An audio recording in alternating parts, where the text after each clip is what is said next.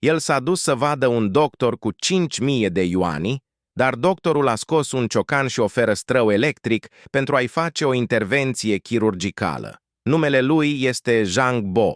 El este un om îndoit. Cu 26 de ani în urmă, i s-a pus diagnosticul de spondilită anchilozantă, care a determinat îndoirea coloanei sale vertebrale aproape 180 de grade, reducându-i înălțimea de la 1,73 metri la doar 1 metru. Din cauza condițiilor economice precare de acasă, nu îndrăznea să caute tratament. A îndurat 26 de ani de durere în timp ce mama sa țesea în fiecare zi. Pentru a ușura povara mamei sale, a învățat să meargă sprijinindu-se de un oglindă și folosind un băț de bambus, până într-o zi, doctorul Wang Yu a aflat despre situația lui Zhang Bo.